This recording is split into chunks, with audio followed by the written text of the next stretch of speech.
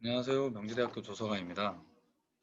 교육을 이어서 내가 쓴 리포트 표절이 걱정된다면을 주제로 진행하도록 하겠습니다. 목차로는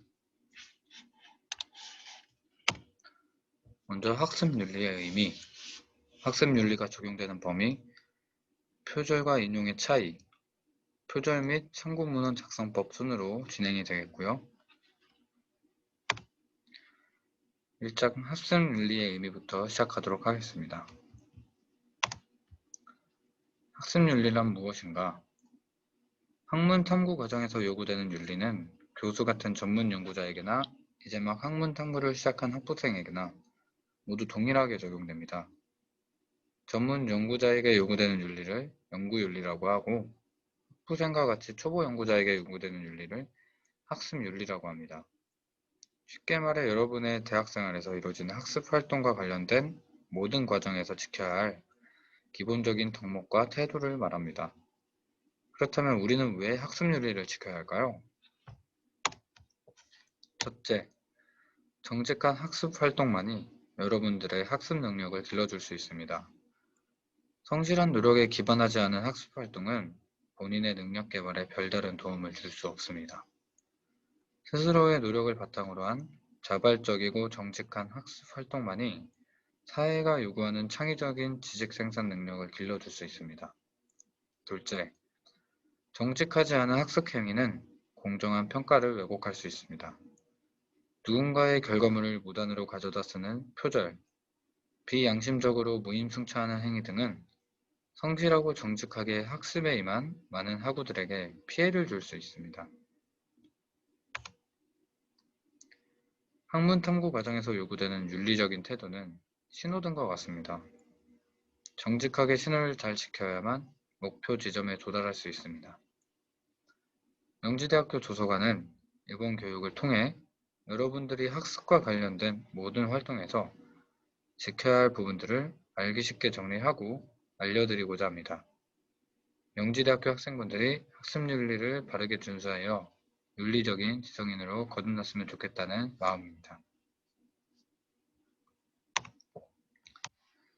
이 학습윤리는 어디에 적용이 되고 있을까요?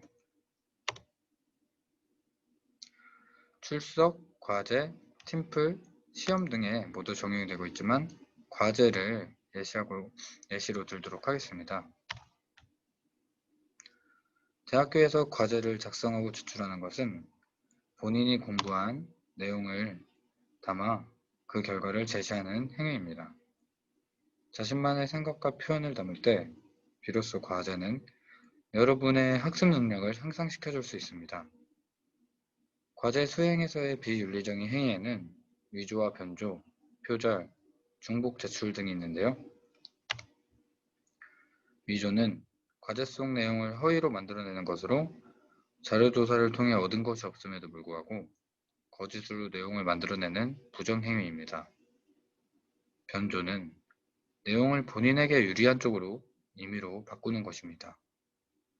이 둘은 학문적 진실성에 손상을 주는 비윤리적인 행위라고 할 수 있습니다. 또한 표절은 타인의 글, 아이디어, 연구, 정보 등의 출처를 밝히지 않고 무단으로 사용하는 것인데요. 다른 사람의 지적 재산권을 침해하는 비윤리적인 행위입니다. 하지만 리포트를 작성하시다 보면 다른 사람의 논문을 참고하게 되는 경우가 많은데요. 그렇다면 어떻게 해야 타인의 아이디어를 표절 문제 없이 사용할 수 있을까요? 출처를 표기하는 것이 유일한 방법입니다. 하지만 아무렇게나 출처를 달면 되는 게 아니라 일정한 형식을 따라 주셔야 하는데요. 지금부터 그 방법을 알아보도록 하겠습니다. 각주를 다는 것이 가장 일반적인데 각주는 본문 내에 타인의 자료를 사용하여 글을 작성하였을 때 해당 문장의 마지막 부분에 각주 1-를 달고 해당 페이지 하단에 출처를 밝히는 방법입니다.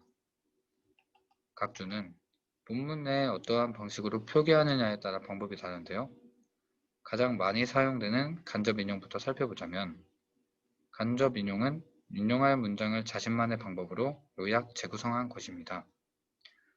일반적으로 뭐뭐에 따르면 뭐뭐에 의하면 하는 문장으로 시작해서 인용한 내용을 가져옵니다. 다음은 직접 인용입니다. 직접 인용은 인용할 문장을 큰 따옴표 안에 그대로 기입하는 방법입니다.